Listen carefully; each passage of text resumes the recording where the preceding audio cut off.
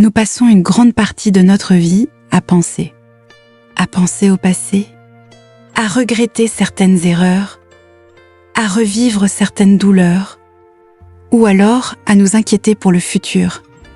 Et si je n'y arrive pas? Et si tout échoue? Et si demain devient encore plus difficile? Pourtant, selon le livre « Le pouvoir du moment présent » de Eckhart Tolle, la majorité de notre souffrance ne vient pas de la réalité. Elle vient de notre esprit. Imaginez une personne assise tranquillement chez elle. Elle a un toit. Elle mange correctement. Elle est en sécurité. Mais dans sa tête, les pensées tournent sans arrêt.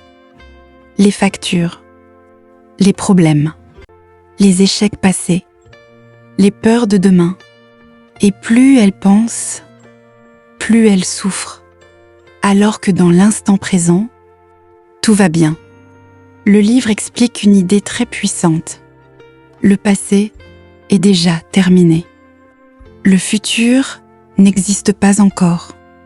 Le seul moment réellement vivant, c'est maintenant.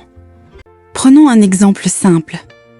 Quand vous mangez un repas, votre esprit est parfois ailleurs. Vous pensez au travail, aux problèmes, à une dispute passée.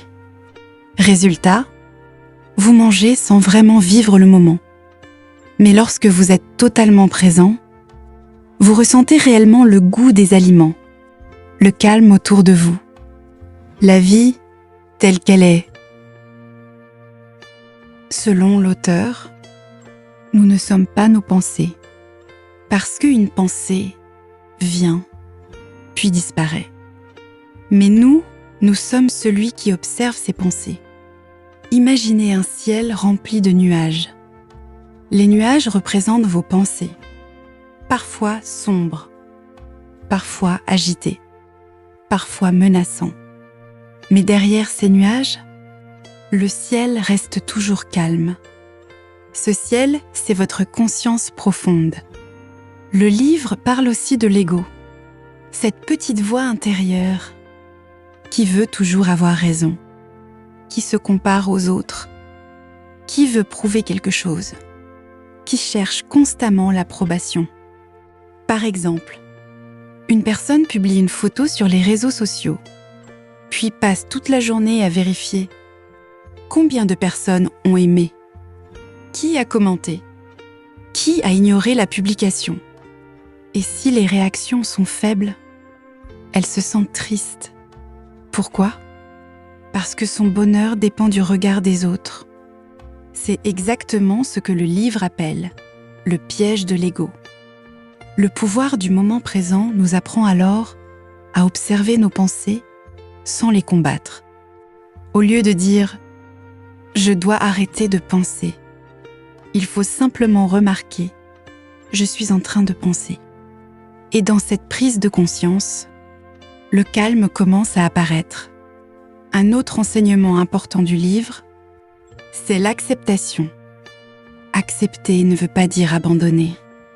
Cela veut dire arrêter de lutter mentalement contre la réalité. Imaginez quelqu'un coincé dans un embouteillage. Il peut crier, s'énerver, frapper son volant.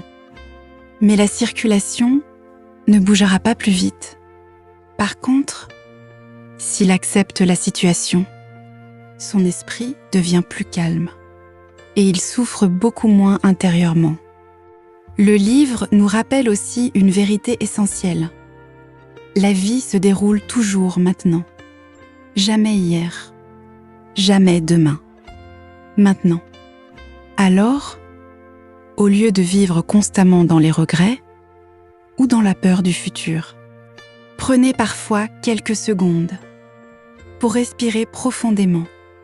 Observez le silence autour de vous, sentir votre présence et revenir simplement au moment présent. Parce que souvent, le vrai bonheur, la vraie paix et la vraie vie se trouvent dans les choses les plus simples. Un sourire, une respiration calme, le chant des oiseaux, un moment de silence. Et peut-être que le plus grand pouvoir n'est pas de contrôler le monde entier, mais simplement d'apprendre à être pleinement présent dans sa propre vie.